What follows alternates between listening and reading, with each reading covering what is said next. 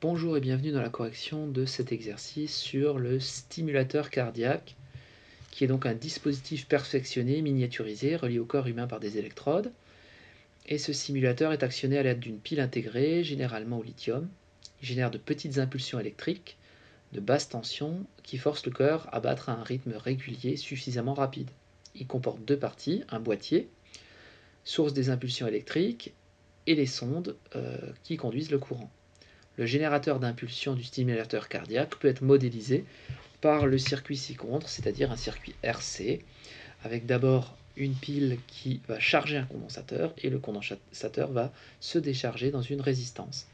La valeur de petit r est très faible, de telle sorte que le condensateur se charge très rapidement lorsque l'interrupteur, en été un dispositif électronique, est en position 1, donc fermé.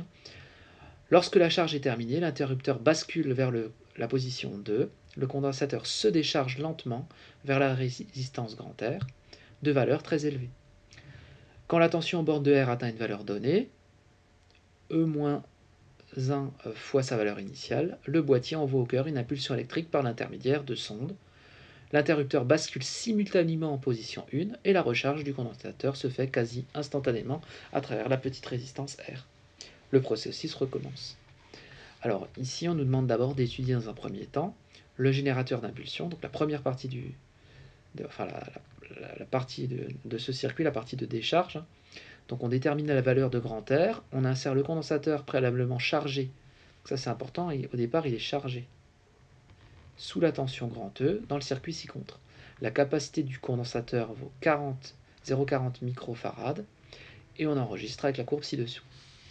Première question, on nous demande de déterminer graphiquement la valeur de E. Donc on a une courbe de décharge. On voit qu'on part de cette valeur-là. Donc ici, on a la valeur initiale petit e qui vaut 5,5 volts. Donc là, c'est simplement par lecture graphique.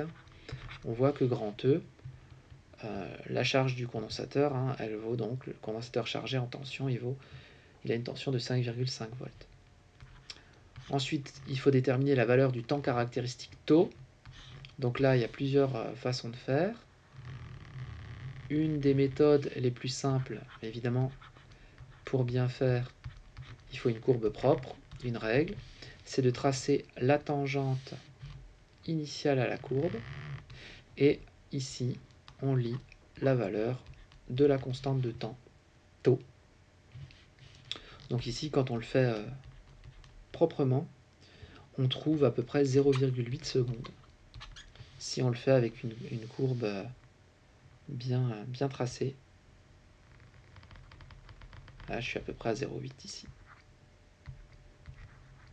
Pas très évident à marquer, mais bon.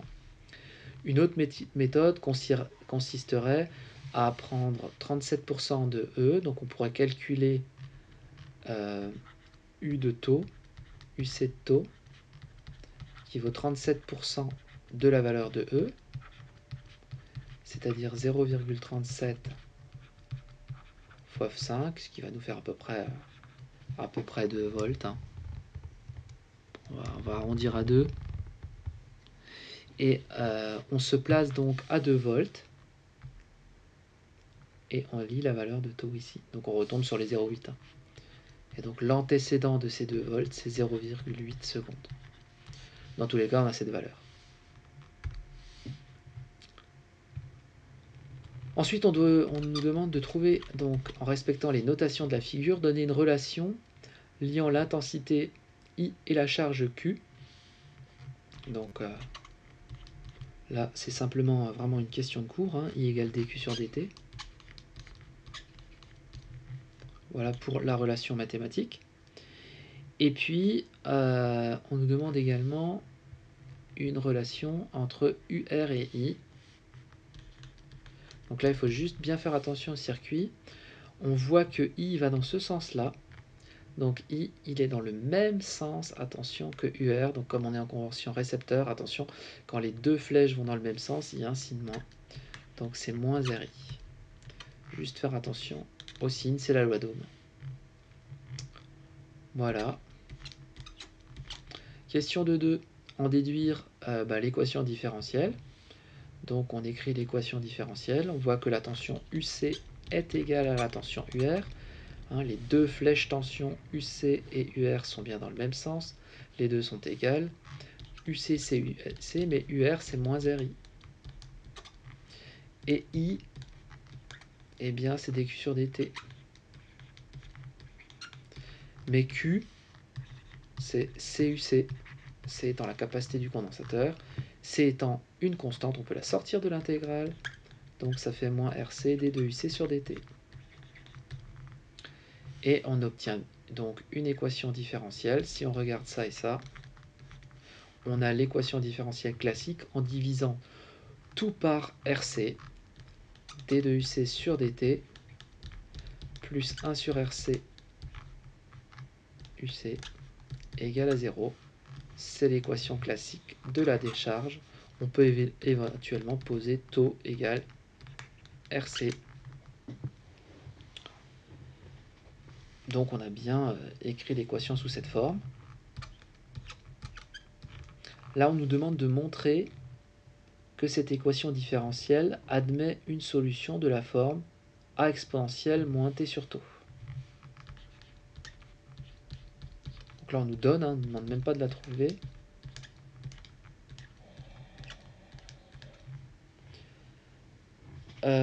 Et puis, évidemment, de trouver la constante A. Donc, le condensateur, initialement, il est chargé.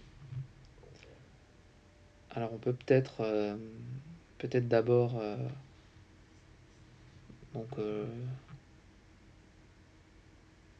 oui, on peut peut-être, dans un premier temps, montrer que cet équadif est bien solution. Donc, ce qu'on va faire, je vais effacer, sinon j'aurai pas assez de place.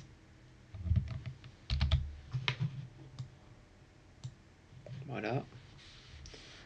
Donc, je reprends le crayon. Donc, c'était la question 2, 3.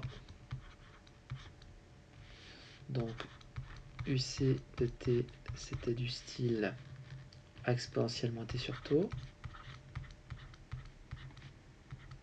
avec tau qui valait RC. Or, la condition initiale fait que UC de 0 était égal à E. On ne l'invente pas, c'est écrit parce que initialement le condensateur est chargé. C'est ici, hein, c'est écrit là, préalablement, c'est-à-dire initialement chargé sous la tension E, ce qui implique que A exponentielle de 0 est égal à E, donc A égale E. On peut donc dire que UC de t, c'est E exponentielle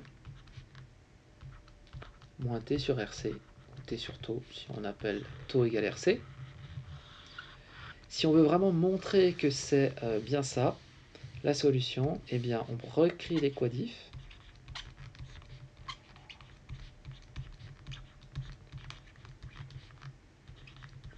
Et puis, eh bien, on calcule la dérivée.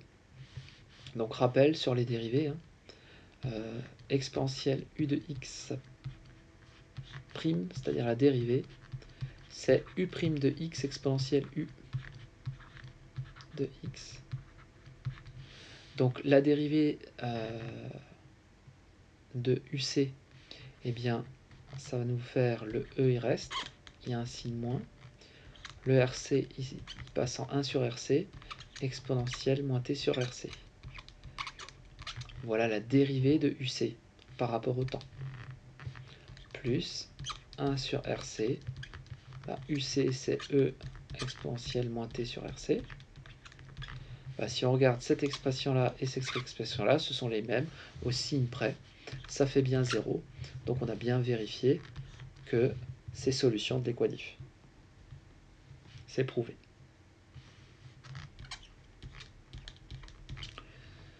En question 2.4, on nous dit, et bien sûr taux égale RC, hein, ça on l'a dit plein de fois. En question 4, donc on nous dit, en utilisant la valeur de taux déterminée en 1, 2, donc on se souvient que taux il valait 0,8. Je crois que c'était 0,8, hein, je vérifie, mais je suis presque sûr.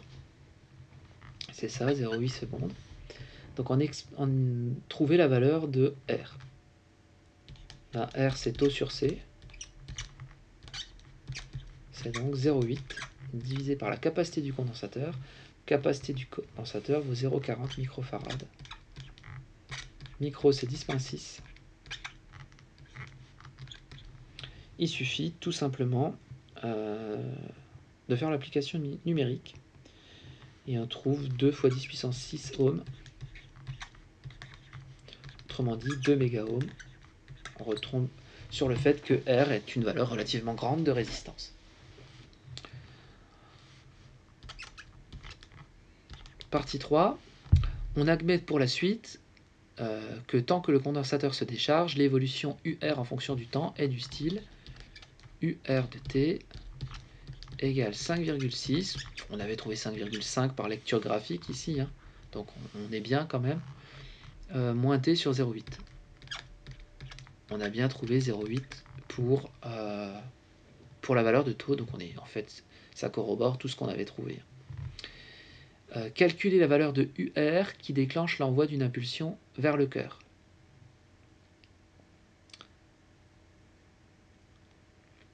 Donc, d'après le circuit, on sait que UR, c'est égal à UC, finalement, à tout instant.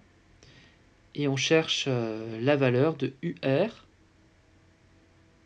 telle que ce soit, alors là, il faut se souvenir, hein, c'est écrit ici, dans l'énoncé, quand la tension aux bornes de R atteint une valeur donnée, c'est-à-dire E-1 fois sa valeur initiale. Sa valeur initiale, eh bien, c'est UC de 0. Donc on va résoudre ça. Donc ça vaut E-1 UC de 0. UC de 0, on peut le calculer sans problème.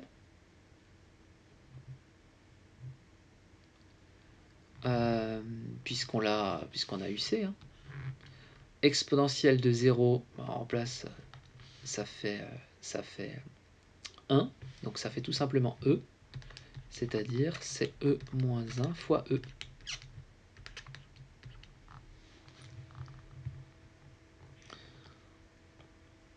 Donc, on peut donc calculer cette valeur à tout instant. Alors, E vaut donc 5,6 avec la valeur précise.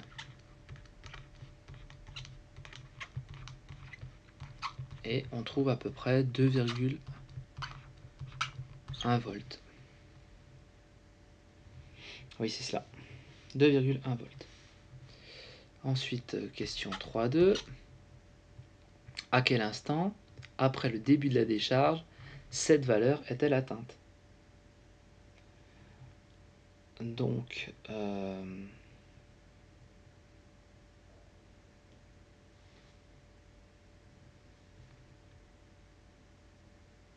eh bien, il nous suffit de cette fois-ci chercher donc le temps. Donc on va chercher tout simplement le temps en utilisant l'équation. Donc là encore, je vais plus avoir assez de place. Je vais devoir effacer. Je remets l'énoncé. Donc question 3.2.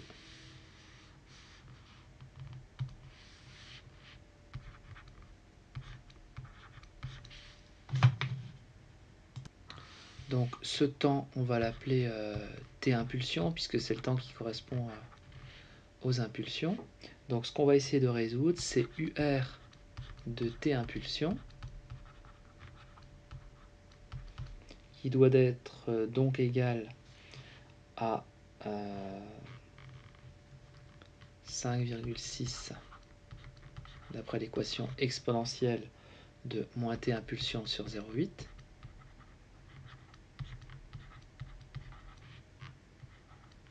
Mais ce temps-là doit donc aussi être égal à exponentielle de moins 1 UR de 0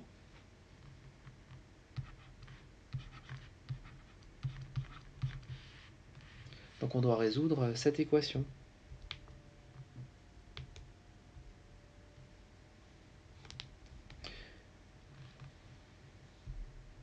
UR de 0 vaut 5,6.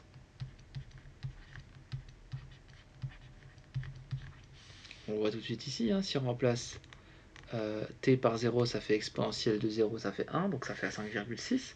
Et donc on doit résoudre cette équation. 5,6 exponentielle de moins t impulsion sur 0,8.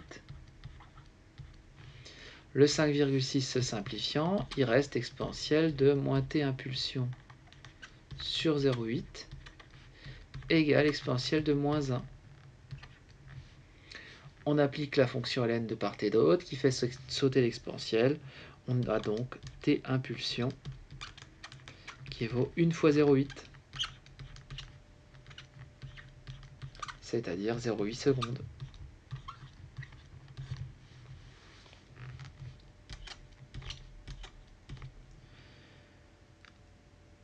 Que se passe-t-il, question 3.3, après cet instant? Représenter l'allure de l'évolution de UR au cours du temps lors de la génération des impulsions et préciser les valeurs remarquables.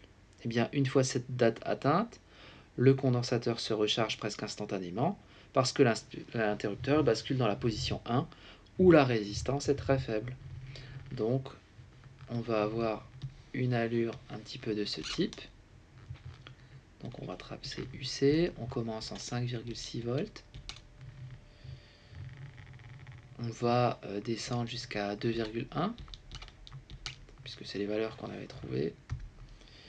Et donc on va avoir des cycles, hop, une décharge, puis la recharge, hop,